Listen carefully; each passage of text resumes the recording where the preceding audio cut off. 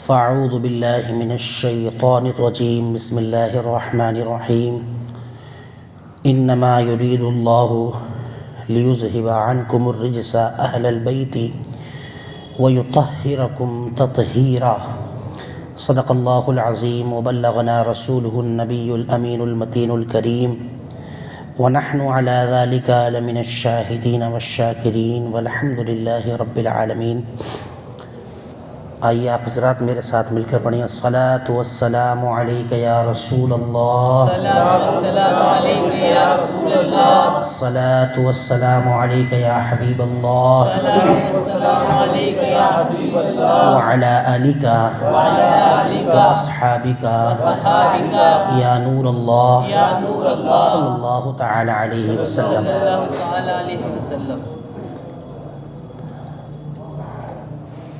جس خاص عنوان کے تحت آج یہاں مجھے مدعو کیا گیا ہے، حالانکہ اس ذات بابرکات پر لب کشائی کی جرت تو نہیں کر سکتا۔ وہ ذات بابرکات دختر مصطفیٰ بانو مرتضیٰ حضرت فاطمۃ الزہرا رضی اللہ تعالی عنہا کی ذات بابرکات ہے۔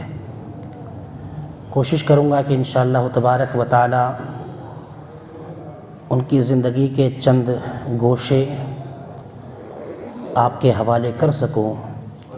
اور اس سے ہم سب برکت حاصل کریں۔ اپنی تمہیدی گفتگو نہ کرتے ہوئے، چونکہ وقت قلیل ہے اور باتیں زیادہ ہیں، حضرت فاطمۃ الزہرا رضی اللہ تعالی عنہا اللہ کے رسول صلی اللہ علیہ وآلہ وسلم کی سب سے چہیتی صاحبزادی، جن کے بارے میں نبی کریم صلی اللہ علیہ وسلم نے فرمایا کہ فاطمہ میرے جسم کا ٹکڑا ہے، جس نے فاطمہ کو تکلیف پہنچائی گویا اس نے مجھے تکلیف پہنچائی۔ حضرت فاطمۃ الزہرا رضی اللہ تعالی عنہا اعلان نبوت کے 5 سال پہلے 25 سال کی عمر میں اللہ کے نبی صلی اللہ علیہ وسلم کا نکاح حضرت خدیجہ سے ہوا، اور ظاہری طور پر نبوت کا اعلان حضور نے 40 سال کی عمر میں کیا۔ تو اعلان نبوت سے 5 سال پہلے حضرت فاطمۃ الزہرا رضی اللہ تعالی عنہا پیدا ہوئی، اور پیدا ہونے کی کیفیت اور برکات اور نورانیت آپ دیکھیں کہ اماں خدیجہ رضی اللہ تعالی عنہا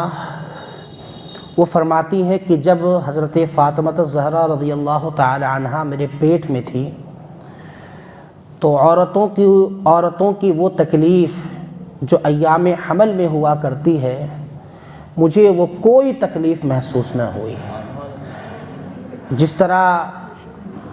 ایام حمل کے علاوہ عورتیں کام کرتی تھیں، میں بھی کام کرتی، اور کسی قسم کی تکلیف مجھے محسوس نہیں ہوئی، یہاں تک کہ حضرت فاطمہ کی ولادت کا وقت جب آیا تو صرف مجھے اتنا محسوس ہوا کہ اب ولادت کا وقت آ چکا ہے، ورنہ اس سے پہلے کے جو معاملات ہوتے ہیں، اس سے پہلے کی جو تکالیف ہوتی ہیں، آپ کو پتہ ہے عورتیں ٹیبلٹ کھاتی ہیں،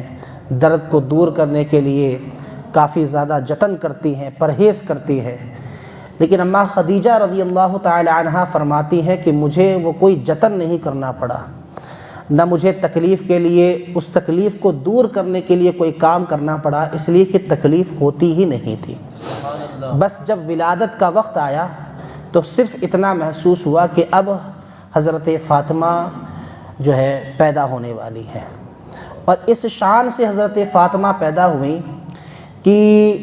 حضرت خدیجہ رضی اللہ تعالی عنہا جب حضرت فاطمہ پیٹ میں تھی تو حضرت خدیجہ رضی اللہ تعالی عنہا فرماتی ہیں کہ جس وقت فاطمہ میرے پیٹ میں تھی تو جب کبھی ہم تنہائیوں میں ہوتے، میرے پاس حضور نہ ہوتے اور میں اکیلی ہوتی، تو فاطمہ پیٹ میں مجھ سے باتیں کیا کرتی تھی۔ فاطمہ پیٹ میں مجھ سے باتیں کیا کرتی تھی۔ ایسی نورانیت کا عالم تھا۔ اور ایسا ہی معاملہ حضرت مریم رضی اللہ تعالی عنہا کے ساتھ ہوتا تھا۔ وہ فرماتی ہے کہ جب میرے پاس کوئی نہ ہوتا اور عیسیٰ علیہ السلام میرے پیٹ میں تھے تو میرے پاس کوئی نہ ہوتا، اللہ تبارک و تعالیٰ نے بے موسمی پھل مجھے دیے تھے، میں ان سے لطف اندوز ہوتی، اور جب تنہا ہوتی تو عیسیٰ علیہ السلام مجھ سے کلام فرمایا کرتے تھے پیٹ کے اندر۔ اور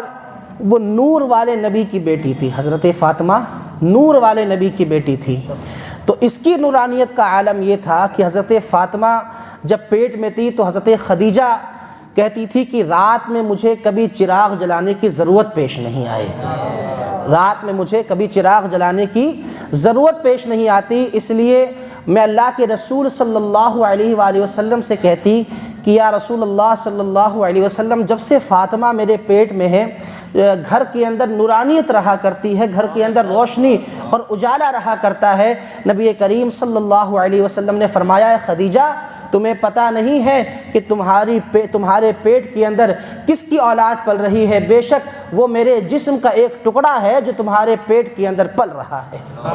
نور والے نبی کا ٹکڑا حضرت خدیجہ کے پیٹ کے اندر پل رہا تھا، تو نورانیت کا یہ عالم تھا۔ جب پیٹ کے اندر ہے تو پھر نورانیت کی یہ بات ہے، پیٹ کے اندر ہے تو پھر عظمت و کرامت کی یہ بات ہے۔ اندازہ لگائیں جب حضرت فاطمہ پیدا ہوئی تو کس شان سے پیدا ہوئے، اس شان سے پیدا ہوئی۔ حضرت فاطمہ الزہرا رضی اللہ تعالی عنہا اس شان سے پیدا ہوئی کہ جب ولادت کا وقت قریب آیا تو نبی کریم صلی اللہ علیہ وآلہ وسلم نے مکہ کے اندر جو دائیاں تھیں ان دائیوں میں سے ایک دائی کو بلایا تاکہ حمل ولادت کے وقت جو کام ہوتے ہیں وہ کام وہ دائیاں انجام دے سکیں۔ تو دائیوں میں سے ایک دائی کو حضرت اللہ کے رسول صلی اللہ علیہ وسلم نے بلایا تاکہ حضرت فاطمہ کی ولادت آسانی کے ساتھ ہو جائے۔ خود حضرت خدیجہ بیان فرماتی ہیں کہ جب ولادت کا وقت آیا تو ایک دائی آئی اور پھر تھوڑی دیر کے بعد میں نے کیا دیکھا کہ اچانک چھت جو ہے وہ شق ہوئی، چھت پھٹی، اور چھت پھٹنے کے بعد 4 عورتیں اچانک میرے گھر کے اندر آ گئی۔ میں بڑی حیرت کے اندر کہ یہ 4 عورتیں میرے گھر میں کیسی آئیں، خوبصورت، جن کے چہرے سے نورانیت ٹپک رہی تھی، اور خوشبو کا عالم ایسا کہ ویسی خوشبو میں نے سونگھی ہی نہیں۔ میں نے ان عورتوں سے پوچھا کیا تم جنتی حور ہو جو جنت سے یہاں آئی ہو؟ کیا تمہیں آنے کے لیے کیا تمہارے لیے چھت رکاوٹ نہ بنی کہ تم اس چھت کو شق کر کے آ گئی؟ تو وہ عورتیں کہتی ہیں کہ ہمارے لیے کہیں جانا کوئی چیز رکاوٹ نہیں بنتا ہے، بلکہ بغیر کسی رکاوٹ کے ہم کہیں بھی جا سکتے ہیں۔ حضرت خدیجہ نے پوچھا کیا تم جنتی حوریں ہو جو یہاں پر آئی ہو؟ وہ کہتی ہے نہیں، ہم جنتی حوریں تو نہیں ہیں لیکن ہم جنت سے آئی ہیں۔ خدیجہ نے کہا کہ ذرا اپنا تعارف تو پیش کراؤ، بتاؤ تو صحیح آپ کون ہو؟ ان میں سے ایک کہتی ہے میرا نام حوا ہے، میں آدم علیہ السلام کی بیوی ہوں۔ دوسری نے کہا میرا نام آسیہ ہے، میں فرعون کی بیوی تھی۔ تیسری نے کہا میرا نام ام کلثوم ہے، میں موسیٰ علیہ السلام کی وہ بہن ہوں کہ میں نے ہی موسیٰ علیہ السلام کو صندوق میں بند کر کے دریا میں چھوڑ کے آئی تھی۔ اور چوتھی نے کہا میرا نام مریم ہے، میں عیسیٰ علیہ السلام کی ماں ہوں۔ یہ 4 نیک بخت خاتون کس حیثیت سے، دائی کی حیثیت سے، کس حیثیت سے، خادمہ کی حیثیت سے اللہ کے نبی صلی اللہ علیہ وسلم کی شہزادی کے ولادت کے وقت تشریف لا رہی ہیں۔ اس انداز سے حضرت فاطمہ الزہرا رضی اللہ تعالی عنہا پیدا ہوئیں، کوئی سردار کی حیثیت سے نہیں۔ بے شک یہ خواتین بہت معزز ہیں، لیکن اللہ تبارک و تعالی نے ان کو جنت سے حضرت فاطمہ الزہرا رضی اللہ تعالی عنہا کی دائی کے طور پر نازل فرمایا تھا کہ حمل کے وقت جو کام انجام دیے جاتے ہیں، حمل کے وقت جو باتیں انجام دی جاتی ہیں، جو مدد کی جاتی ہے، اس مدد کے لیے یہ 4 خواتین کو اللہ تبارک و تعالی نے بطور خصوص نازل فرمایا تھا۔ اور پھر جب حضرت فاطمہ الزہرا رضی اللہ تعالی عنہا پیدا ہوئے، نبی کریم صلی اللہ علیہ وسلم کو خبر بھجوائی گئی کہ حضور ایک چاند سی بیٹی، ایک خوبصورت سی بیٹی آپ کو اللہ تبارک و تعالی نے عطا فرمائی ہے۔ حضور نے فرمایا کہ جاؤ ذرا اس کو لے کر آؤ۔ اور دائیاں جو ہے آپ کے پاس لے کر نبی کریم صلی اللہ علیہ وسلم کے پاس لے کر حضرت فاطمہ رضی اللہ تعالی عنہا کو لے کر پہنچے۔ حضور نے بڑے شفقت سے، بڑے محبت سے اپنے گود میں اٹھایا، ماتھے پر بوسہ دیا، اور بوسہ دینے کے بعد کہا کہ میں نے اس کا نام فاطمہ رکھا ہے، میں نے اس کا نام فاطمہ رکھا ہے۔ بلکہ ایک روایت میں نے اس کا نام فاطمہ الزہرا رکھا ہے، لیکن صحیح ترین روایت یہ ہے کہ میں نے اس کا نام فاطمہ رکھا ہے۔ تو حضور سے پوچھا کہ حضور آپ نے اس کا نام فاطمہ کیوں رکھا، کیا وجہ ہے، فاطمہ کے نام کا مطلب کیا ہے، اور آپ نے فاطمہ ہی نام کیوں رکھا؟ تو حضور فرماتے ہیں سب سے پہلی وجہ تو یہ ہے کہ میری چچی کا نام فاطمہ ہے، اس لیے میں نے ان کے نام پر اس کا نام فاطمہ رکھا ہے۔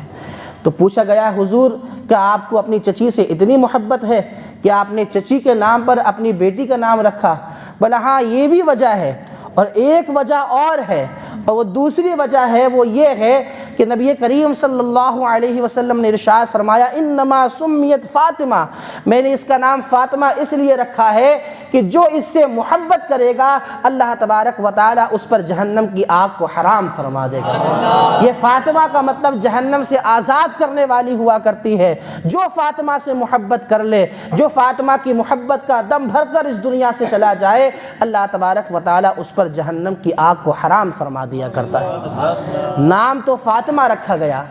اور لقب آپ کا جو قرار پایا وہ زہرا اور بطول قرار پایا۔ نام فاطمہ ہے، لقب زہرا اور بطول ہے۔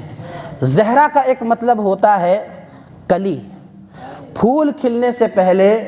جو نکلتی ہے اس کو کلی کہا جاتا ہے۔ اعلیٰ حضرت نے اسی لفظ کا سہارا لیا ہے، کیا بات رضا اس چمنستان کرم کی، زہرا ہے کلی جس میں حسین اور حسن پھول۔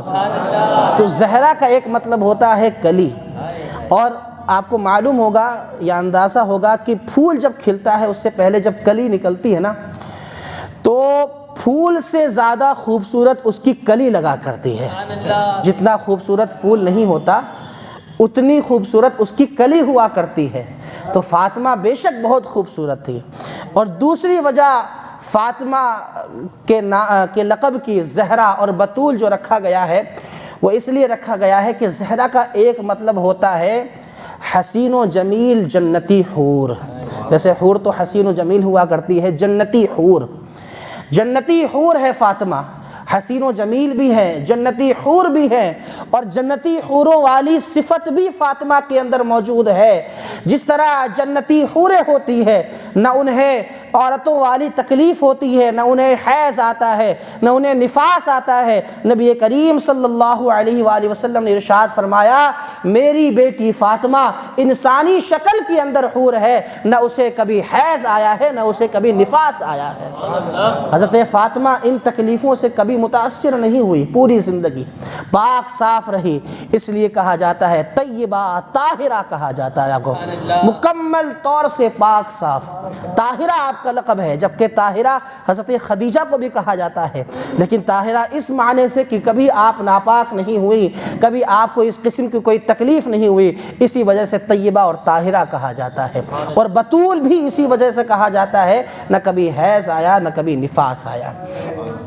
حضرت فاطمہ الزہرا رضی اللہ تعالی عنہا، اب چونکہ خوبصورتی تو مجھے بیان کرنے کی ضرورت نہیں ہے، اس لیے کہ تیری نسل پاک میں ہے بچہ بچہ نور کا، لیکن حضرت انس کی ایک روایت پڑھ دیتا ہوں تاکہ اس کی برکت مجھے حاصل ہو جائے۔ حضرت انس اپنی والدہ سے روایت کرتے ہیں، حضرت انس اپنی والدہ سے روایت کرتے ہیں کہ انہوں نے اپنی والدہ سے پوچھا کہ امی جان ذرا یہ تو بتائیں کہ فاطمہ کا حسن کیسا ہے، فاطمہ کیسی ہے؟ تو حضرت انس کی والدہ کہتی ہیں کہ فاطمہ تو 14ویں رات کے چاند سے بھی بڑھ کر ہے، فاطمہ تو 14ویں رات کے چاند سے بھی بڑھ کر ہے، اتنی زیادہ حسین و جمیل فاطمہ ہے، اس لیے کہ نور والے نبی کا صدقہ انہیں عطا ہوا تھا۔ حضرت فاطمہ الزہرا رضی اللہ تعالی عنہا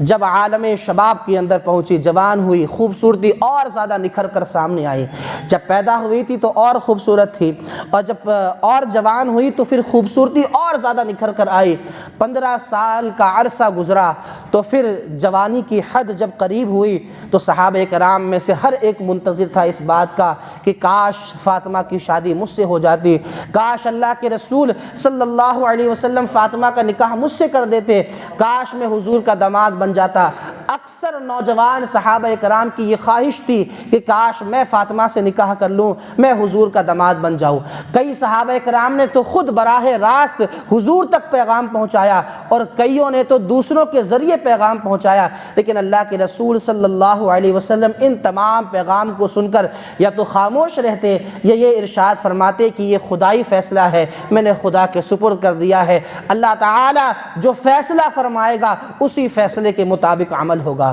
باتیں بڑھتی رہی، صحابہ کرام کے پیغام آتے رہے۔ حضرت عثمان غنی رضی اللہ تعالی عنہ ایک مرتبہ مولائے کائنات حضرت علی شیر خدا کرم اللہ تعالی وجہہ الکریم کے پاس پہنچے۔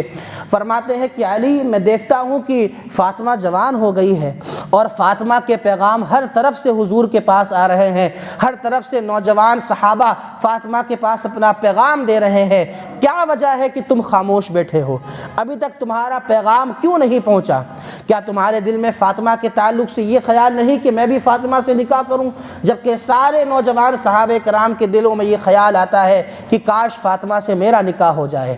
مولا کائنات حضرت علی شیر خدا خاموش رہے، اور خاموش رہنے کے بعد جو ہے کچھ اظہار نہیں فرمایا، لیکن جب حضرت عثمان نے انہیں ابھارا، پوچھا کیا وجہ ہے کہ تم فاطمہ کا پیغام نہیں دیتے، فاطمہ سے نکاح کے تعلق سے بات نہیں کرتے حضور سے، تو حضرت علی بول اٹھے کہ عثمان، خدا کی قسم میرا دل تو یہی چاہتا ہے کہ کاش میرا بھی نکاح فاطمہ سے ہو جائے، لیکن چونکہ میں تنگ دست ہوں، میرے پاس کچھ نہیں ہے، میں غریب ہوں، نادار ہوں، اور وہ ایک طرف حضور کی شہزادی ہے، میرے ذہن میں یہ خیال ابھرتا ہے کہ ہو سکتا ہے حضور تو کسی امیر کبیر گھرانے میں اپنی بیٹی کی شادی کرے، ہو سکتا ہے حضور کسی بادشاہ کے گھرانے میں اپنی بیٹی کی شادی کرے، اس لیے میں ڈر سے کچھ نہیں بولتا، کہیں ایسا نہ ہو کہ حضور کی نا ہو جائے، اگر حضور نا فرمائیں گے تو حضور کی نا کو قیامت تک کوئی بھی ہاں نہیں کر سکتا، اس لیے مجھے ڈر ہے، مجھے اندیشہ ہے کہ حضور منع نہ فرما دے، اور پھر میرے پاس ہے بھی کیا،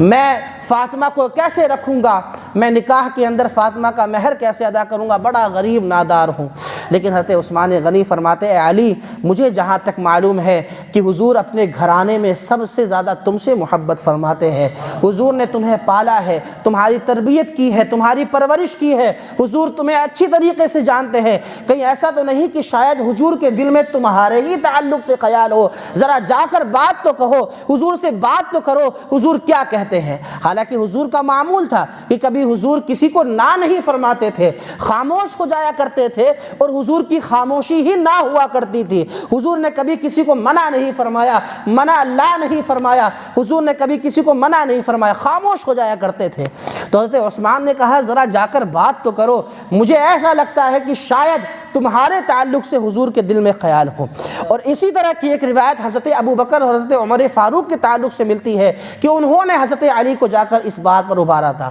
کہ ذرا جاؤ تو صحیح، حضور کے تم بھائی ہو، حضور نے پرورش کی ہے، حضور نے تمہیں اچھی طرح تربیت دی ہے، حضور کے سامنے، اور پھر حضور کے گھر والوں میں سب سے زیادہ تم سے حضور محبت کرتے ہیں، ذرا جا کر دیکھو۔ تو حضرت علی نے حضرت عثمان سے کہا ایسا کریں، آپ میرے طرف سے جو ہے پیغام لے کر جائیں، آپ میری طرف سے پیغام لے کر جائیں، آپ بات کریں کہ آپ حضور کی بیٹی کے تعلق سے میرے لیے بات کریں۔ تو حضرت عثمان فرماتے ہیں کہ میں جس طرح بات کروں گا ہو سکتا ہے اس طرح بات نہ بنے، ایسا کرو تم خود ہی جاؤ پیغام لے کے، امید ہے کہ اللہ کے رسول اس کو قبول فرما لیں گے۔ حضرت علی رضی اللہ تعالی عنہ اپنے ذہن کے اندر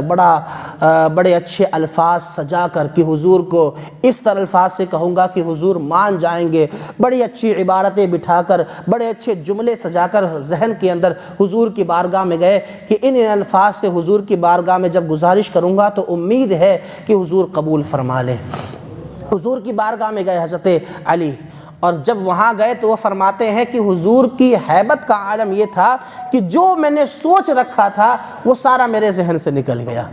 حضور کی ہیبت اس طرح میرے اوپر طاری ہو گئی، اور میں کیا بولنا چاہ رہا تھا میں نے کچھ بولا ہی نہیں، میں خاموش بیٹھ گیا۔ کافی دیر جب خاموشی چھائی رہی تو اللہ کے نبی صلی اللہ علیہ وسلم نے خود اپنے لبہائے مبارک ہلائے اور ارشاد فرمایا، علی ذرا بتاؤ کس کام سے آئے ہو، کیا کام ہے، اور تمہارے دل کے اندر جو کچھ ہے اسے بول کیوں نہیں دیتے؟ اس لیے کہ حضور تو سب کچھ جانتے تھے، حضور سب کچھ جانتے تھے۔ علی ذرا بتاؤ تو صحیح کس لیے آئے ہو، اور جو کچھ تمہارے دلوں میں ہے زبان پر لے کر آ جاؤ، اسے بول دو، بتا دو کیا بات ہے، کس لیے آئے ہو، کیا ماجرا ہے۔ اللہ کے نبی صلی اللہ علیہ وسلم نے جب لب ہلائے، حضرت علی کو تقویت ملی، اور تقویت ملنے کے بعد حضرت علی فرماتے ہیں کہ حضور جب آپ جانتے ہی ہیں تو پھر مجھے بولنے کی ضرورت ہی کیا ہے، مجھے بولنے کی ضرورت کیا ہے، آپ خود ہی ارشاد فرماتے، آپ خود ہی ارشاد فرما دے۔ حضرت علی سے حضور نے اصرار کیا تو حضرت علی نے بالکل دل برداشتہ ہو کر ارشاد فرمایا، عرض کیا، یا رسول اللہ صلی اللہ علیہ وسلم میں جوان ہو چکا ہوں، میں جوان ہو چکا ہوں، چاہتا ہوں کہ میرا بھی گھر بسے، چاہتا ہوں کہ میری بھی بیوی ہو، چاہتا ہوں کہ میری بھی نسل آگے بڑھے۔ حضور سمجھ گئے، حضور سمجھ گئے تو حضور نے ارشاد فرمایا، ٹھیک ہے میں فاطمہ کے لیے تمہیں قبول کر لیتا ہوں، میں فاطمہ کے لیے تمہیں قبول کر لیتا ہوں۔ لیکن حضرت علی نے کہا، یا رسول اللہ صلی اللہ علیہ وسلم آپ نے فاطمہ کے لیے تو مجھے قبول کر لیا ہے، ذرا اپنی بیٹی سے بھی جا کر آپ پوچھ لیجئے کہ کیا وہ مجھے قبول کرتی ہے کہ نہیں۔ یہاں سے ایک درس ملتا ہے کہ اللہ کے نبی صلی اللہ علیہ وسلم جو رحمت للعالمین ہیں، سردار ہیں، حضرت علی نے کیا عرض کیا، یا رسول اللہ صلی اللہ علیہ وسلم آپ جا کر ذرا فاطمہ سے تو پوچھ لے۔ حضرت علی نے فرمایا، حضور نے فرمایا، ہاں علی یہ تم بڑی اچھی بات کہتے ہو، میں جا کر فاطمہ سے بھی پوچھ لیتا ہوں۔ تو بیٹیوں سے پوچھنا بھی چاہیے کہ کیا تمہاری رضا اس لڑکے کے اندر ہے یا نہیں ہے۔ بہرحال اللہ کے نبی صلی اللہ علیہ وسلم اندر حجرے میں تشریف لے گئے، اور تشریف لے جانے کے بعد حضرت فاطمہ کے سامنے ذکر کیا۔ اچھا وہ ذکر کرنے کا انداز کیا تھا؟ کوئی بے مہذب الفاظ سے نہیں پوچھا حضور نے کہ بتاؤ تمہیں علی پسند ہے یا نہیں پسند ہے، ایک اشارہ فرمایا، ایک اشارہ فرمایا، اور وہ اشارہ کتنا لطیف تھا، کتنا اچھا جملہ تھا۔ اللہ کے رسول صلی اللہ علیہ وسلم نے حضرت فاطمہ سے کہا، آج کل علی تمہارا تذکرہ بہت کرتے ہیں، آج کل علی تمہارا تذکرہ بہت کر رہے ہیں۔ حضرت فاطمہ سمجھ گئی کہ کس مقصد سے میرے بابا جان آئے ہیں، وہ حضرت فاطمہ سمجھ گئی۔ حضور نے فرمایا کہ آج کل علی تمہارا تذکرہ بہت کر رہے ہیں۔ حضرت فاطمہ شرمائی اور شرما کر دوسرے کمرے کے اندر چلے گئی۔ حضور نے جان لیا کہ میری بیٹی بھی علی کے اندر راضی ہے۔ حضور باہر تشریف لائے، اور باہر تشریف لانے کے بعد حضرت علی سے کہا، علی فاطمہ نے بھی تمہیں قبول کر لیا ہے، جاؤ شادی کی تیاری کرو اور مہر کی تیاری کرو۔ اللہ کے نبی صلی اللہ علیہ وآلہ وسلم نے حضرت علی کو جب مہر کا ذکر کیا تو حضرت علی چونکہ غریب نادار، کمائی کا کوئی ذریعہ نہیں تھا، تو حضرت علی نے کہا کہ آپ نے جب یہ قبول کر لیا ہے اور آپ کی بیٹی نے بھی قبول کر لیا ہے تو آپ ہی اپنی بیٹی سے جا کر مہر پوچھ لیں کہ وہ کتنا مہر مقرر کرتی ہے۔ اللہ کے نبی صلی اللہ علیہ وسلم تشریف لے گئے اور پوچھنے کے بعد کہا کہ بیٹی بتاؤ علی کے تعلق سے تمہارا مہر میں کیا خیال ہے، کتنا مہر مقرر کرتی ہو۔ اللہ کے نبی صلی اللہ علیہ وسلم سے حضرت فاطمہ نے کہا، ابا جان آپ خود ہی بہتر دیکھ لیں کیا مہر مقرر ہونا چاہیے، کتنا مہر مقرر ہونا چاہیے۔ تو حضور نے غور و فکر کے بعد ارشاد فرمایا، تمہارا کیا خیال ہے کہ اگر 400 مسقال مہر مقرر کر لیا جائے، 400 مسقال مہر اگر مقرر کر لیا جائے، اس بارے میں تمہارا کیا خیال ہے؟ تو حضرت فاطمہ الزہرا رضی اللہ تعالی عنہا نے فرمایا، عرض کیا، ابا جان کیا یہ مہر کچھ کم نہیں ہے، کیا یہ مہر کچھ کم نہیں ہے؟ تو حضور نے فرمایا کہ بیٹی علی غریب ہیں، نادار ہیں، کمائی کا کوئی ذریعہ نہیں ہے، یہ 400 مسقال مہر ٹھیک ہے، ان کے حساب سے ٹھیک ہے۔ تو حضور نے جب حضرت فاطمہ نے کہا کہ کیا یہ مہر کچھ کم نہیں ہے، تو حضور نے سوچا کہ شاید مہر زیادہ ہونا چاہیے، لیکن حضرت فاطمہ نے کہا نہیں ابو جان، میں اس لیے بات کر رہی ہوں کہ میں اپنے مہر کا مطالبہ علی سے نہیں کروں گی، بلکہ میں اپنے مہر کا مطالبہ اللہ تبارک و تعالیٰ سے کروں گی۔ تو کیا یہ 400 مسقال کچھ کم نہیں ہے؟ میں اپنے مہر کا مطالبہ علی سے نہیں کروں گی بلکہ میں اپنے مہر کا مطالبہ اللہ تبارک و تعالیٰ سے کروں گی۔ اس لیے فرمایا کہ کیا یہ 400 مثقال مہر کم نہیں ہے؟ اللہ کے رسول نے فرمایا کہ اگر تم نے اپنے مہر کا مطالبہ اللہ تبارک و تعالیٰ سے کرنا ہے تو پھر ٹھیک ہے، اپنے مہر کا مطالبہ اللہ ہی سے کر دو، وہی تمہارا مہر مقرر فرمائے گا۔ اب حضرت فاطمہ الزہرا رضی اللہ تعالی عنہا نے وضو کیا، 2 رکعت نماز پڑھی، سجدے کے اندر سر کو جھکایا اور سر کو جھکانے کے بعد جو ہے اپنے مہر کا مطالبہ اللہ تعالیٰ سے کرنے لگی۔ سیدنا جبرائیل علیہ السلام تھوڑی دیر بعد حاضر ہوئے اور حاضر ہونے کے بعد اللہ کے رسول کی بارگاہ میں سلام پیش کیا، عرض کیا کہ اللہ کے رسول صلی اللہ علیہ وسلم آپ کو خوشخبری ہو، اللہ تبارک و تعالیٰ نے فاطمہ کا مہر قبول فرما لیا ہے، اب اللہ تبارک و تعالیٰ کی طرف سے فاطمہ کا مہر ادا ہوگا۔ اللہ کے رسول نے پوچھا ذرا بتاؤ تو صحیح کہ فاطمہ نے مہر میں کیا مقرر کیا ہے، کتنا مہر مانگا ہے؟ اب نبی کریم صلی اللہ علیہ وسلم کی شہزادی کی بات سنے۔ حضرت جبرائیل علیہ السلام نے عرض کیا یا رسول اللہ صلی اللہ علیہ وسلم، فاطمہ نے مہر میں کوئی دینار و درہم یا سونے یا چاندی کی اشرفیاں نہیں مانگی ہے، بلکہ فاطمہ نے مہر میں یہ مطالبہ کیا ہے، یہ مانگا ہے کہ اللہ تبارک و تعالی میرا مہر یہ مقرر کر دے کہ میرے بابا جان کی امت، نبی کریم صلی اللہ علیہ وسلم کی امت میں سے 70,000 وہ جن پر جہنم واجب ہو چکی ہے تو اسے جہنم سے آزاد فرما دے۔ نعرہ تکبیر۔ یہ میرا مہر ہے۔ تو اللہ تبارک و تعالیٰ نے بھی فرمایا ہاں جا، میں اپنے رسول صلی اللہ علیہ وسلم کی امت میں سے 70,000 ایسوں کو جن پر جہنم واجب ہو چکی ہے میں انہیں جہنم سے آزاد فرما دوں گا۔ حضرت جبرائیل علیہ السلام یہ خوشخبری لے کر آئے، پھر حضور اللہ کے نبی حضور حضرت فاطمہ کی بارگاہ میں گئے اور کہا کہ بے شک اللہ نے تمہارا مہر تو مقرر فرما لیا ہے، قبول فرما لیا ہے، لیکن وہ مہر کل قیامت کے دن ادا ہوگا، چونکہ تمہیں پتہ ہے کہ میری ہر ایک ادا سنت ہوا کرتی ہے۔ فاطمہ محمد کی بیٹی جو فاطمہ ہے اس کی ہر ایک ادا کل آنے والے نسلوں کے لیے، آنے والے لوگوں کے لیے سنت کا کام کرے گی، اس لیے ظاہراً بھی ایک مہر ہونا چاہیے۔ میرے خیال میں وہ 400 مثقال جو ہے وہ مناسب مہر ہے، علی جو ہے اتنا ہی ادا کر پائیں گے۔ وہ مہر جو اللہ تبارک و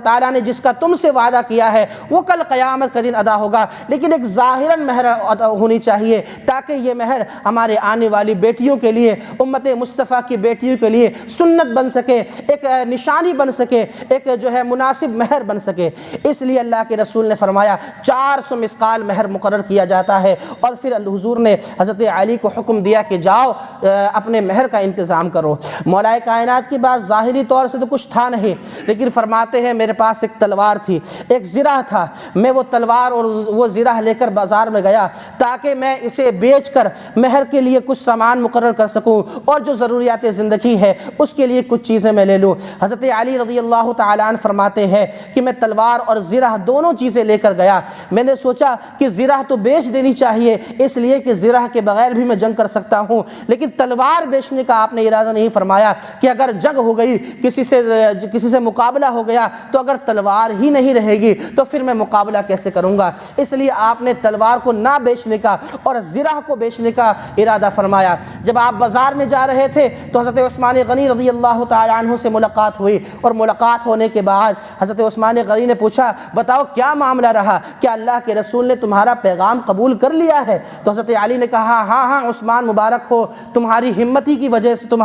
کی وجہ سے اور تمہارے اصرار کی وجہ سے میں نے حضور کی بارگاہ میں جب پیغام پیش کیا تو اللہ کے رسول نے میرا پیغام قبول کر لیا ہے۔ اب میں جا رہا ہوں، 400 مثقال حضور نے مہر مقرر فرمایا ہے، میں یہ چاہتا ہوں کہ میں یہ زرہ بیچ دوں اور اس زرہ سے میں 400 مثقال لے کر مہر کی رقم جو ہے جمع کر لوں۔ حضرت عثمان غنی رضی اللہ تعالیٰ عنہ فرماتے ہیں کیا یہ تم زرہ بیچنے کے لیے جا رہے ہو؟ مولا کائنات نے کہا ہاں میں یہ بیچنے کے لیے جاتا ہوں۔ تو حضرت عثمان غنی فرماتے ہیں کیا یہ تم زرہ مجھے ہی بیچ دو، تم کسی دوسروں کو بیچو گے، اس سے بہتر یہ ہے کہ یہ زرہ مجھے ہی بیچ دو۔ حضرت علی نے کہا ٹھیک ہے میں دوسروں کو بیچتا ہوں، اس سے بہتر یہ ہے کہ میں آپ کو بیچ دوں۔ حضرت عثمان غنی رضی اللہ تعالیٰ عنہ نے اپنے مال میں سے 400 مثقال نکالے اور نکالنے کے بعد حضرت علی کے ہاتھ میں تھما دیا۔ مولا کائنات جانے لگے تو حضرت عثمان غنی فرماتے ہیں علی رکو تو صحیح، تمہاری شادی ہے، تم جا رہے ہو، کیا میں تمہارا دوست ہوں؟ کیا دوست ہونے کے ناطے میری طرف سے کوئی تحفہ نہیں بنتا، میری طرف سے تحفہ تو لے کر جاؤ۔ مولا کائنات فرماتے ہیں اے عثمان آپ کی مرضی۔ حضرت عثمان فرماتے ہیں میں دوست ہوں، میں تمہارا رشتہ دار بھی لگتا ہوں، بلکہ میں تمہارا رشتہ دار بھی ہوں، میں بھی اپنی طرف سے ایک تحفہ دینا چاہتا ہوں۔ حضرت عثمان غنی رضی اللہ تعالی عنہ نے جو زرہ خریدی تھی وہی زرہ واپس میں تحفے میں آپ کو عطا فرما دی کہ علی یہ میری طرف سے تحفہ ہے۔ حضرت علی فرماتے ہیں یہ حیلہ میں بہترین طریقے سے جانتا ہوں۔ حضرت عثمان غنی کہنے لگے کہ اگر میں تمہیں 400 مسقال تحفے میں دیتا تو تم ہرگز نہیں لیتے، لیکن میں نے یہ حیلہ اس لیے اختیار کیا تاکہ تمہارا مہر بھی مقرر ہو جائے، تمہارا مہر بھی تمہارے پاس جمع ہو جائے اور یہ حیلہ بھی کام آ جائے اور میری طرف سے یہ تحفہ بھی ہو جائے۔ حضرت عثمان غنی رضی اللہ تعالی عنہ نے وہ زرہ جو ہے واپس دے دی اور تحفے کے طور پر واپس دے دی۔ مولا کائنات گھر تشریف لائے اور گھر تشریف لانے کے بعد وہ مہر کا انتظام ہوا اور اس کے بعد اللہ کے نبی صلی اللہ علیہ وآلہ وسلم نے اعلان فرمایا۔ اب انشاءاللہ تبارک و تعالی مزید باتیں ہیں،